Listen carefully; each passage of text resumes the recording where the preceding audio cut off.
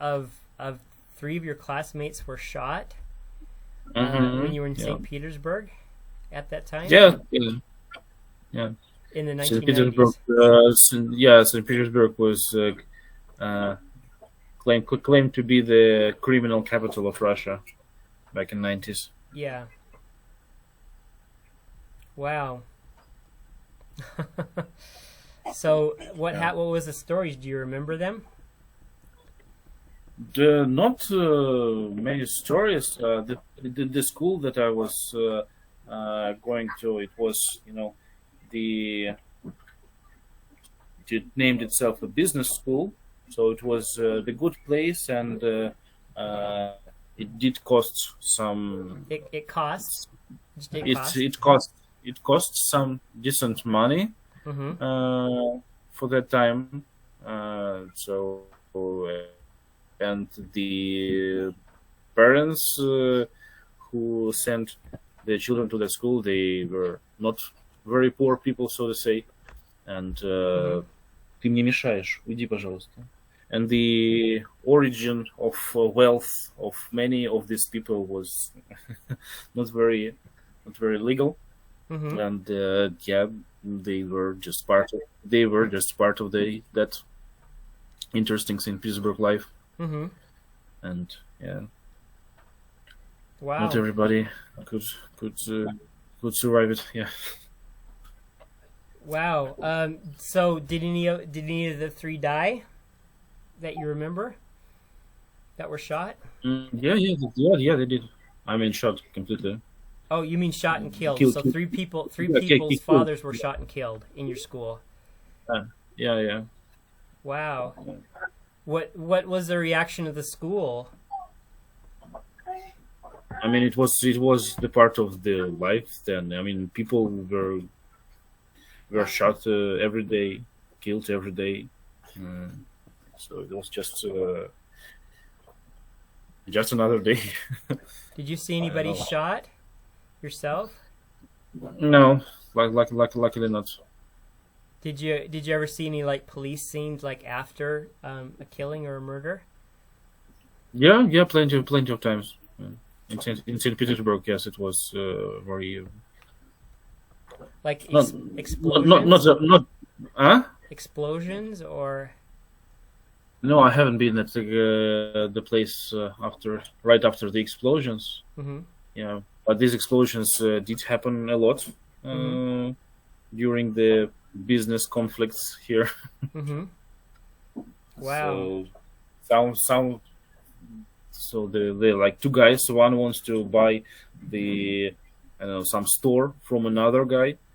Another guy doesn't want to sell him the store. The first guy becomes upset, and next Monday, this store is destroyed using the hand grenades and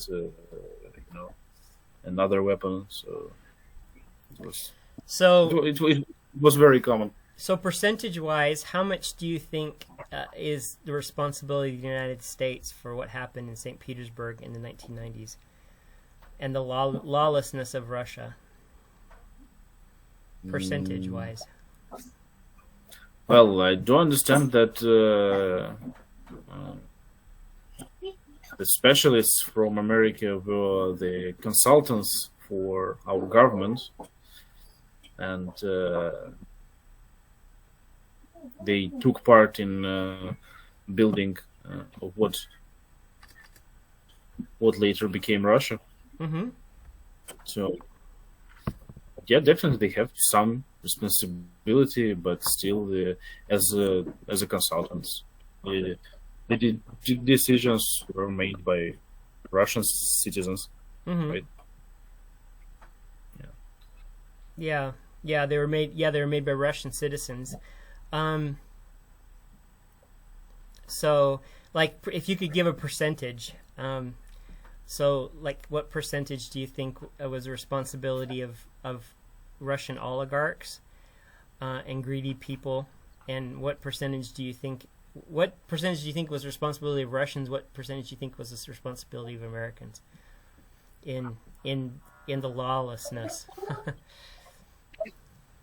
Like 50-50? I don't know, 100%. No, 100 responsibility of Russians. I mean, it's our country. Whatever's happening here is your responsibility, and don't try to push it on Uh-huh. some Americans or Brazilians or whoever. I mean, you as a Russian, you invited them here to give the advices. It's your responsibility. It's your Oh, fault. advice. No. Oh, okay. If you want to sound, if you want to impress somebody and sound like a native, remember, never, ever, ever, ever use the word advice. Advices. It's always an uncountable noun. So it's Mhm. always advice. Okay. Yeah. Okay. Interesting. Yeah, because my second book was about Colombia, Plan Colombia, which was with Hmm. drugs in Colombia, and basically it was just a way for the United States to control America or Hmm. Colombia, and I came in there very anti-American, and I usually put the responsibility for these these overthrows. um, this was kind of a different kind of overthrow. It was kind of it was a collapse, but Hmm. I usually put like a 70-30, so like a 70-30 ratio. So 70% Hmm. was Russia, and then 30% was what's called the shock doctrine. So there's a book by Naomi Klein called the shock doctrine. So yeah, Hmm. interesting. So did you have your own driver take you to school, or how did you get to school every day? No. Of course not. We were not, wealthy people. It was just income that was slightly above than the average. Mm-hmm. Well, I mean, if you went to a We private lived in school in America, if you went, well, it's not a completely private school, so I mm-hmm, just tried to use the uh, description that's close to your background, but looks like I missed it. Uh, so it's it's the school, the regular public school, but with some additions, mm-hmm, with some extra, uh, you know, extra English classes, extra classes about history and culture, about economics, and blah blah blah blah blah.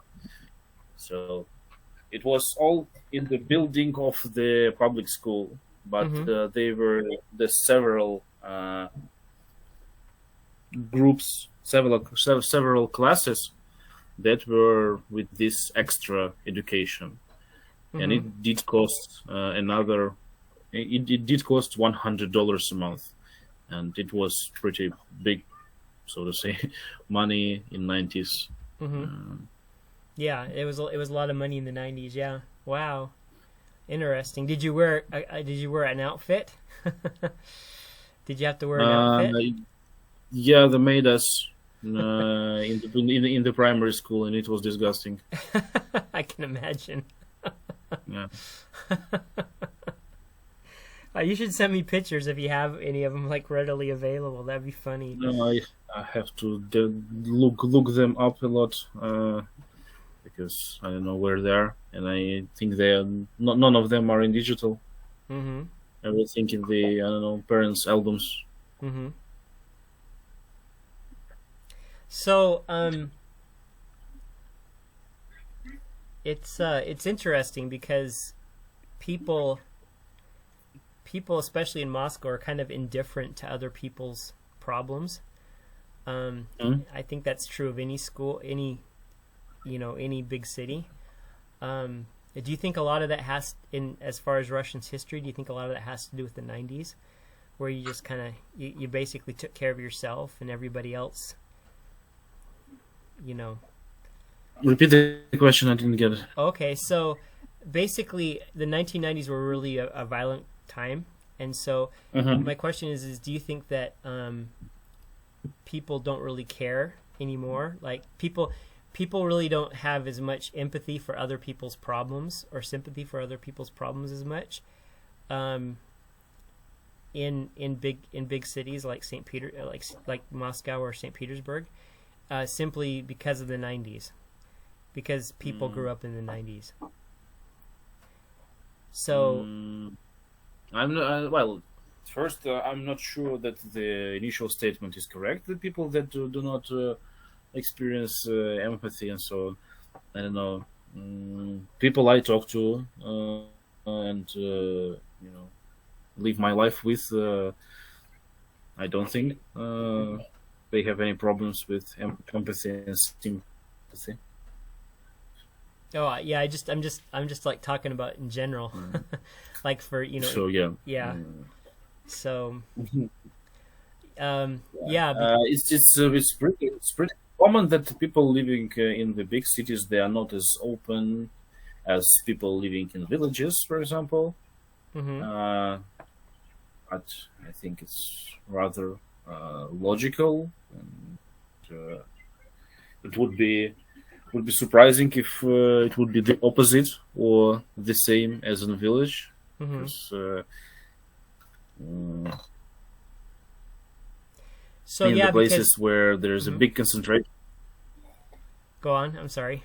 the places where there is a big concentration of humans, there is more chance that you face some people that treat you not very good and I don't know, want to use you and blah blah blah. Yeah. So that's why in the big cities people just stay more close to just in case. Stay closer. Stay closer. Yeah. Yeah. No, stay more close. I mean, they close their shells more. They're closer together. Yeah. Yeah. Yeah. Yeah. I agree. And it's funny because in California, there's so much homelessness. They have such a huge homeless problem in California since the 1980s. And California is supposed to be this like democratic like utopia. And there's so many people that are like shitting on the street, so you go outside of any place, and especially like in one of the most livable cities is like San Diego.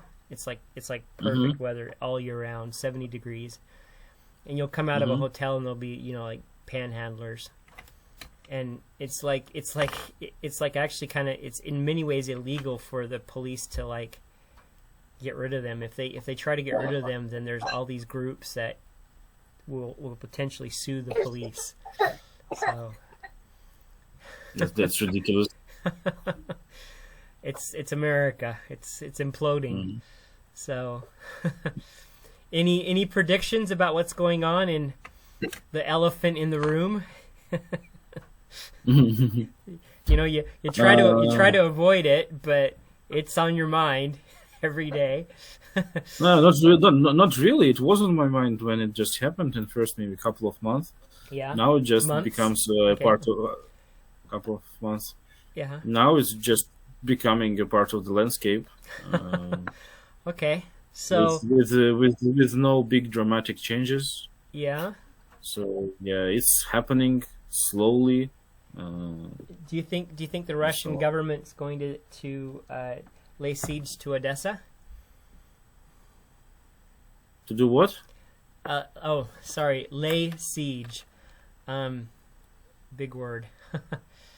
One moment. Yeah, I know what siege is. Not sure why. Lay siege. Do you think they're going to try to take Odessa next? I don't know what they're trying to do. I'm not sure they do know what they are doing. Yeah. Oh, you don't think you don't think I don't know that how it started and what it became now, and all this strange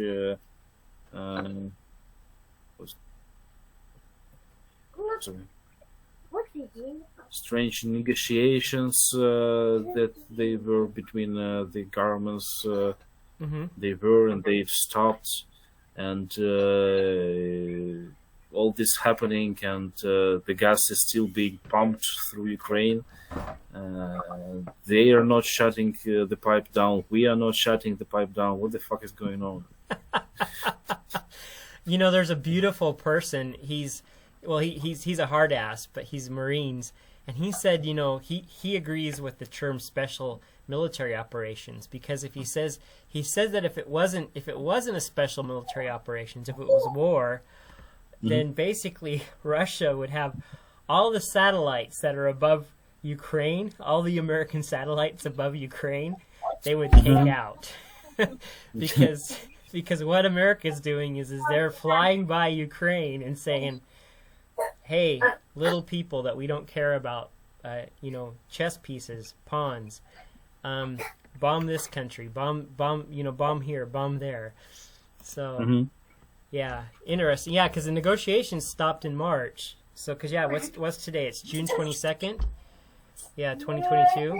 So, yeah, they stopped in chess. The littlest piece. Can you said it?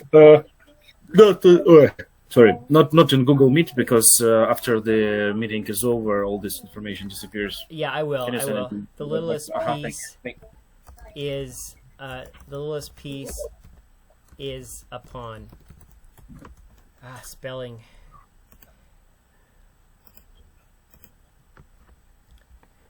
Yeah. So.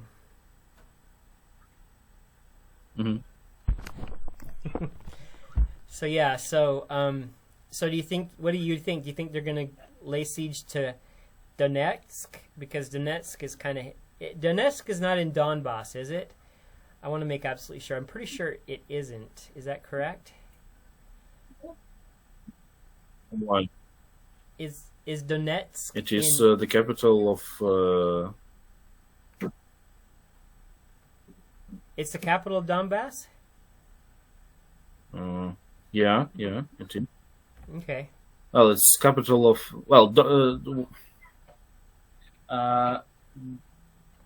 Donbass. What it comes from? What it is? Donetsky Бассейн, Donbass, and Бассейн in this it means that the area that has a lot of coal underground. Mm-hmm. So Donetsky Бассейн is the place around Donetsk where a lot of coal mines are. Okay. I see your son like wandering around. So a little ghost behind you. Yeah. Today his monster is ghost. Tomorrow it will be zombie. Today is ghost. I hope for that. He will be just a zombie, going around and not trying to interact with me every second. Yeah. Well, there's just this nurturing tendency of mothers, so moms will maybe listen a little bit more than sometimes than dads will. So I remember with my son, it was like, go away. So yeah, but fortunately or unfortunately, I got him when he was 8. So yeah.